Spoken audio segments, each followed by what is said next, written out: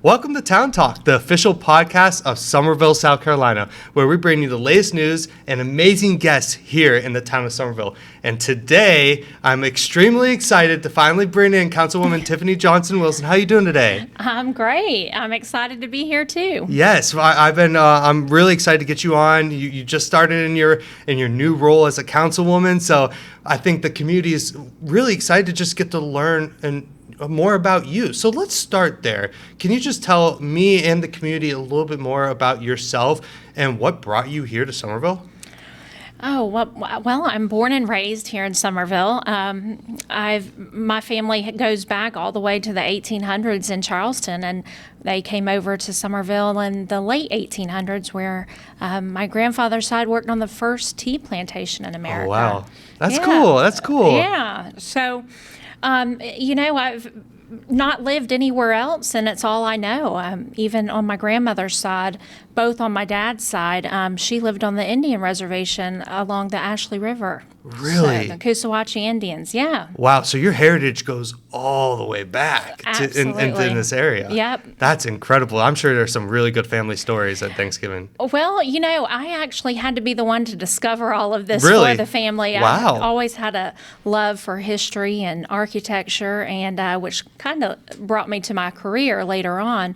But so that's how I did the research and provided it all to the family. Some of them knew some of it, but not as much as I ended up doing. That's so cool. So for anyone who's interested in doing the same thing, any tips on how to do that research? Well, it started as simple on Ancestry.com. Yes. It started really easy and simple there, but then I hired someone in Charleston that had done this before, and she really did all of the legwork for us. That's so cool. I actually did a 23andMe, Yeah. and I found out my heritage, and I found out I was, I didn't know I have a ginger beard, right? But I Yeah. didn't know I was Irish until I did that. And then I always thought, my family always told me that we had Native American heritage. Well, come to find out, zip. Well, that's actually not something you always find out on 23andMe through your Really? blood. Yeah, you have to actually trace it back to the Dawes Roll of 1886. So if you had any kind of family on any kind of ancestry report, they would show up if they were on the Dawes Roll of 1886. That's how you end up getting the Indian benefits and figure out if you actually had Indian heritage. It's not always in your blood. Okay, well, that's good to know, because I'm the one in my family trying to do the family tree as well. Yeah. And so I might have to look into that. So you talked a little bit about your career, and your whole career has been in real estate, correct? Right. Yeah. From the beginning. I mean, I did real estate all through college. Started at 18. I started in property management at 17, and entrepreneurship has been in my family for a long time. I remember working at my dad's business beginning at 12 years old, his floor covering company. So entrepreneurship just was in the blood. It's the way I went. Yeah. So when in the real estate industry, what inspired you to get into real estate specifically? Well, it's not necessarily a pretty story or easy story. It's not what I dreamed of as a kid, like most people say. It was definitely not that.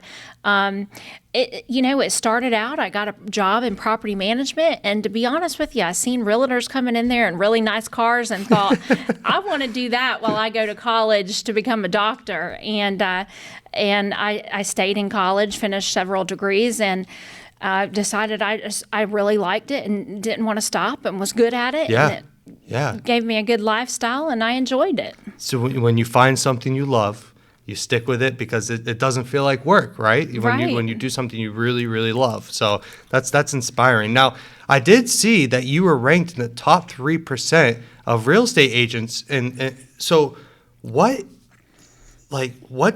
goes behind achieving that success specifically in the real estate industry? Yeah. So it's actually top 1% in the country, top 3% internationally. Hey, thank you. I'll take it. No, I'm just kidding. It's it was a lot of things. Yeah.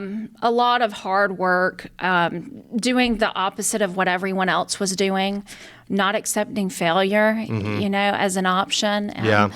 And when the going gets tough, you just keep on going. Yeah, no, that makes sense. And over time, eventually you founded your own firm, correct? Right. Yeah. And so in 2013, I decided I'd finally go out and open my own company. Prior to that, I had a property management company. But I decided in 2013 it was time to go, and did really well with the real estate company. Later, opened up the other companies, development, construction, title, mortgage. Nice. So you looked at your base company and thought, okay, how can I innovate and grow from here and really help out the community? Now, speaking of like real estate, I'm always interested in the real estate topic, and I think a lot of our listeners are as well. And you are a real estate expert, so I have to ask, what are some of like the current trends that we're seeing in the industry today in 2024? Well, they've changed a lot over time, and I've seen the market at its best times and its worst times. Last year was new for me, new for everyone in the industry, which makes sense. We were coming off 2021. People were still in COVID and really still shocked by that. And so 2022, 2023 was very volatile. Yeah. 2024 is going to be a year of adjustment. It's going to be some change. And it's going to be better than it was in 2023 for sure. But people are the industry as a whole is going to revolutionize and change. And our market is going to see some change and shifts. So it's going to be better, just a little different than what we've seen. Yeah, I think it's difficult nowadays in real estate to even just buy a house with how, especially in 22 and 23, how the rates just got crazy, right? And so I think a lot of people are excited for any type of change that might come in that realm. Yeah. Now, in real estate, you spent your whole career there, but now you are our new councilwoman here for the town of Somerville. What led you to run for town council?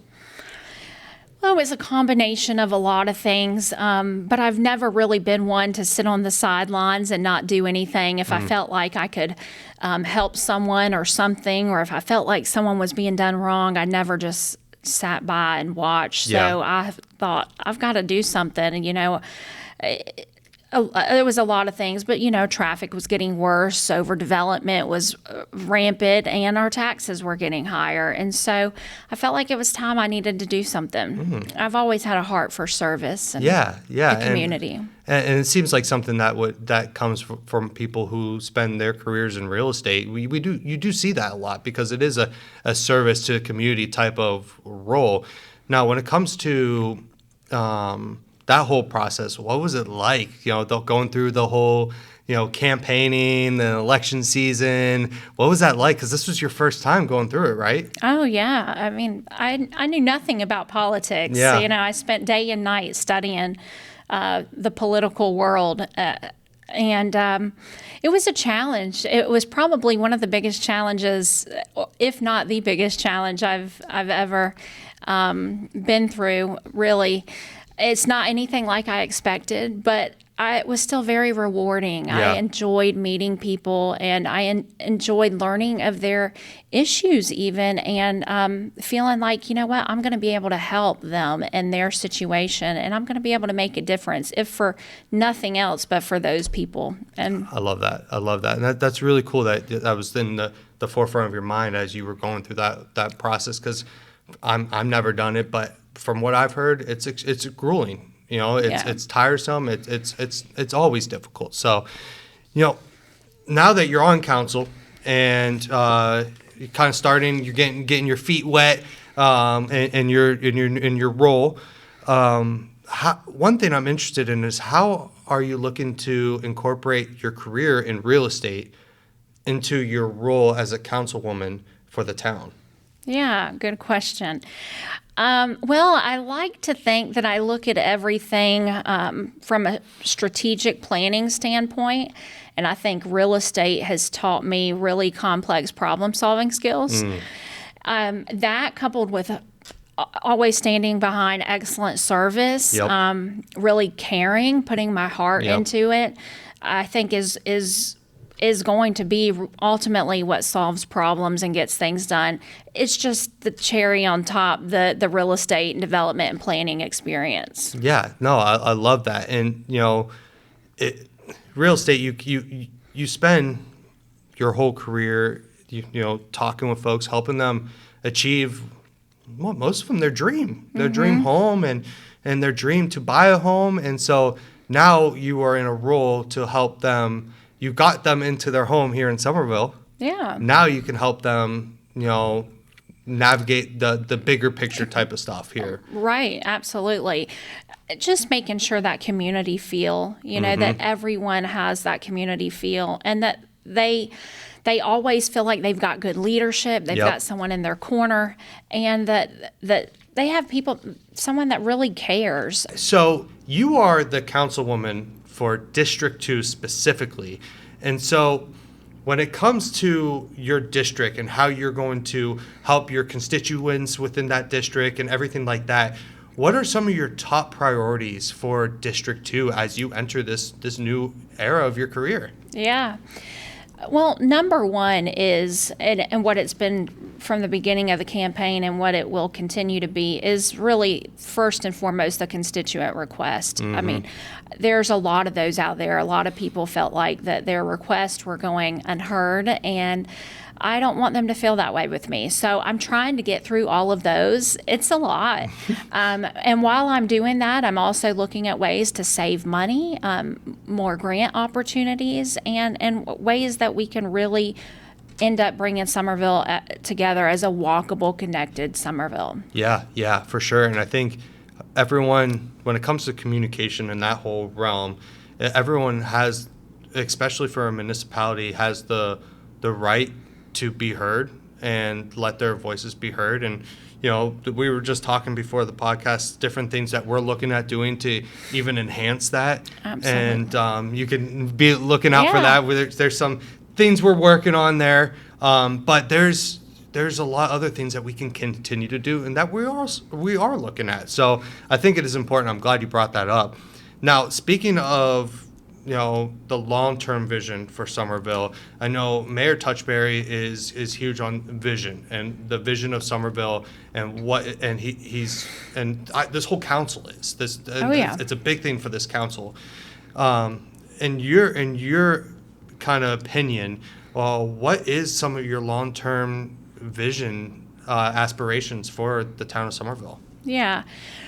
Well, it's a couple things. I think it's important to remember, though, it's not my vision. It really isn't. It is what the people want. And that's one thing that Russ and I have been united on from the beginning, that we want to hear from the people and we want it to be the vision of our community of what they want.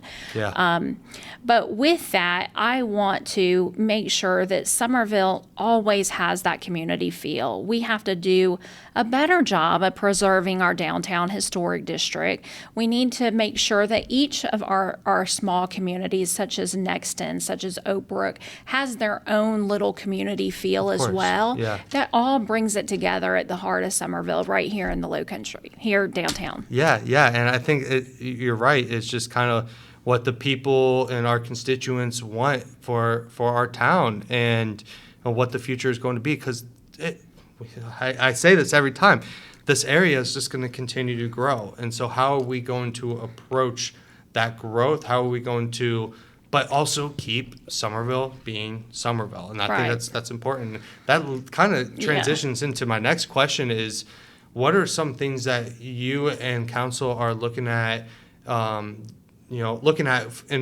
for growth and development here, and how we are going to manage that? Because it's going to happen. There's no stopping it. So how are we planning on managing that? Well, we have to look at annexation and development in a more strategic way, truly. We can't just think about the tax revenue that we may bring in now or the next 4 years even, and we can't just look at what that project's going to necessarily bring, or the traffic it's going to bring in that direct area. We have to look at it from all sides. And where are they going to be shopping? Where are they going to be driving? Will it be expanding? What's on all sides? What is the stormwater plan? Yep. There's a lot to it. And so I'm going to be very careful. I have been even so far very careful on which developments I vote on.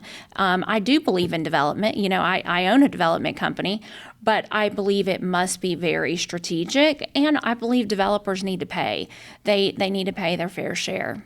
No, I think it's good, and I think there's always something about just being strategic about everything and looking at, again, the vision and the future of how a development or a project or anything is going to enhance, what the overall goal is, right? For example, in my role, the podcast, when I started the podcast, I'm like, okay, what can this look like in a year, and what can it look like in 5 years? Right. How do we continue to enhance this to help the community and to make sure that it is doing the right thing, and we're the time that we're spending doing these conversations is worthwhile, right? And so those are being strategic about all those things is important. Right. And it's important to remember that, used to developers wanted to build single family homes on quarter acre lots. And, over the past 10, 15 years, it's began to be, mixed use and more of an urban sprawl. So we have to consider that in really evaluating our traffic patterns. And that's more of why we need a connected, walkable community, because we are seeing much higher density than we used to see. Neighborhoods such as Brandy Mill or Iron Gate or Quell Arbor, it was the standard of how development was done. And now it's very common to see development like you see at Nexton, lots of townhomes and condos. So we have to keep that in mind, because we're getting a lot more density on a lot less land, and making sure that our roads, our schools can handle that density. Of course, and it's so in depth, everything that goes into what y'all and council and just the town, everything that goes on from a municipality standpoint. It's crazy how much goes into it, and all the different departments that are involved. And that's one thing why we do this, is to kind of show the community, look how much goes into everything that's going on here at the town. And so, one thing we just talked about a little bit earlier, but I kind of want to dig in a little bit more, is just community engagement and how we can take that to the next level, right? So what are some things that you're looking at as now that you're in your role, taking that to the next level? Yeah. During my campaign, I promised transparency and collaboration, and it's important that I deliver on that. I've already been to neighborhood meetups at different communities. Awesome. I have been on neighborhood Facebook groups and updated communities as to what's going on. Social media, stay active. It's important. Yep. And even sending out surveys to find out from the constituents in an area what they want, to make sure there is a collaborative force among them, and I'm getting the message from everyone. Yeah, and I think that's great. And, we're always looking at different ways to take that to the next level internally here as staff and as council. And, if the community does have any ideas, please let Tiffany know, any of your other council members, the mayor, or myself, obviously, know, hey, this is an idea I have. Look at it. Take a look. Maybe it'll help. And we can sit back and figure out if it's going to work. One thing that we're working on in 2024 is a community newsletter, right? And that's a little plug. It's coming. Yeah. It's coming. But a community newsletter. I'm surprised we didn't have one before I came on board. And, last year was my year of updating the website, so I couldn't do two at one. Sure. So this is the year of the community newsletter. But there is a ton of different, and it will be the same answer every time, but there's a ton of challenges that come into our community that we are facing. Sure. And one that is a repetitive challenge is traffic. That's one thing that we talk about. Traffic is a challenge for us here in the town. Do you want to speak on that or any other challenges that you foresee for the town of Somerville?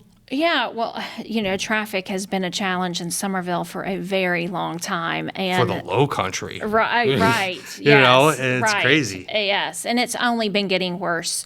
I'm excited about our partnerships with all three counties now. The unique thing about Somerville is we do touch all three counties. Yep. And I've had conversations with council in all three counties, and they're ready to work with us. They're excited about new council, new mayor, and they want to work with us on these projects. We've got some great projects in works. The Maple Street extension, Cedar Street extension, those are going to be huge for our area. And with that, Dorchester County is doing the smart streets for biking, walking lanes.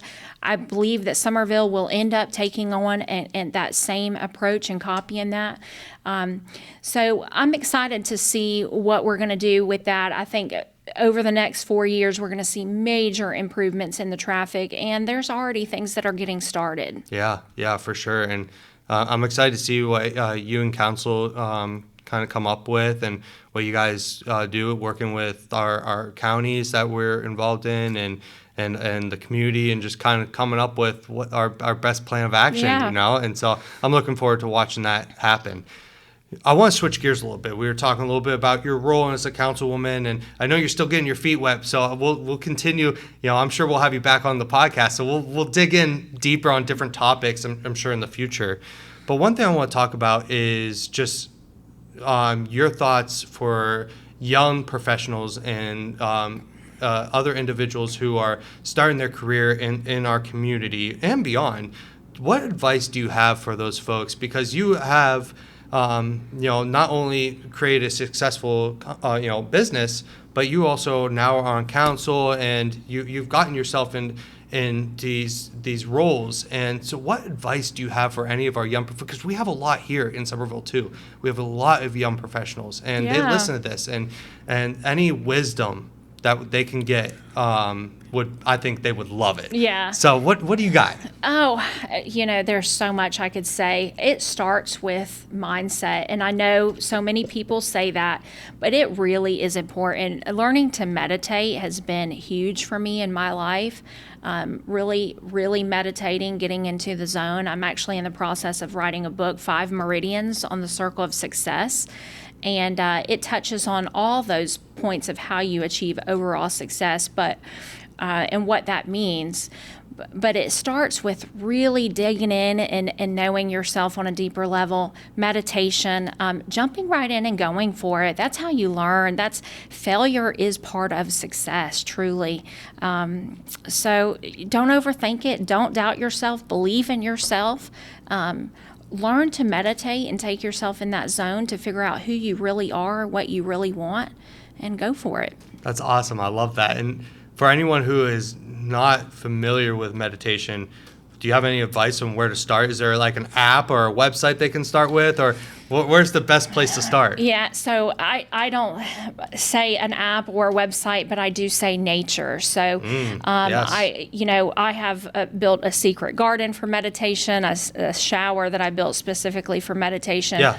But I would say going in nature by a water source, in the woods, near the woods, by a water source, sitting there. And if you're new to meditation, you're going to find your mind's going to wander. You're going to be bored. You're going to look at different things and be like, what am I doing here? But find yourself getting lost and say, looking at a leaf and like figuring out the details of the leaf or the grass blades or something like that. And you will find after you sit there and you do that long enough, you'll end up getting lost in deeper thought, and before you know it, you'll be in meditation. Once you come out, you'll feel energized, renewed, and something will come to you, and you'll be like, oh, wow, that was a great idea. Or now, yeah, I'm going to go do this in my life, or I'm going to do that. And it was just what you needed to push you or fuel you to the next level. I love that, and I appreciate you sharing that because for me, I don't meditate, but I have tried it before, but full transparency, I have some ADHD, and so my brain is and so it's hard for me to focus, but that's a really good tip. I might have to try that out. So thank you for sharing that. Sure. Another question I have for you is, So I ask this in every episode, at least for our new guest, but your top 3 favorite restaurants here in Somerville. It's a very difficult question, but Yeah. what are your top 3? Well, every restaurant for something different. I'm picky a little bit in that way. So if I'm wanting desserts or sweet tea, it's going to be Oscar's. Oscars, okay. If I want steak, of course, it's going to be Hall's. If I'm wanting some Italian, it's going to be La Rustica. Okay. No, those are great. I love all 3 of them. So, but there is so many good food sources here. We can't forget breakfast at Eva's. I have to throw that in there. All right, we got 4. No, but there's so many other great options here. And I say this in every podcast, but you do not have to travel to downtown Charleston. Though downtown Charleston has great restaurants, trust me. But you don't have to travel because we got some good ones here in town. Yeah, I'm really excited about Paige's, the chicken fried chicken. But we have began to, I think there was an article recently in the Post and Courier or Somerville Journal somewhere. Yes, yeah. And Somerville has really began to become like a foodie area. It really has. I'm excited about more to come for sure. Absolutely. And I think that the food industry is always intriguing, but it does bring folks to the community, but also our community members and people who live in town. It adds an extra flair to their home. Yeah. And being able to have such unique options and not have Right. to go to Burger King. No dig on Burger King, but Right. but there's better options out there. Sure. On Yeah, a absolutely. Friday night. But Yep. before we go our separate ways on the podcast, I want to give you an opportunity to share if we missed anything, because I'm sure we're going to have you back on, but if we missed anything for the sake of the community that you would like to touch base before we end the podcast. I just want to say, I really want to hear from you. I want to hear what your needs are and your desires and your vision for the town of Somerville. Please reach out to me. My email is tjohnson@somervillesc.gov. You got it. That's correct. Yes. So We'll put it right there in the video too. So please reach out to me and stop in my office sometime. We'll offer you a refreshment and give you that good service that you deserve as well. Love that. And in case anyone doesn't know, where's your office? My Somerville office, 100 West Richardson, Suite D. Awesome. Well, thank you so much for coming on the podcast today. I'm super excited to watch you grow within your role as a councilwoman. I'm excited to serve you and work with you to serve our community. And so I'm excited to continue to work with you. Me too. And thank you so much for all you've done too. Of course. Well, thank you so much.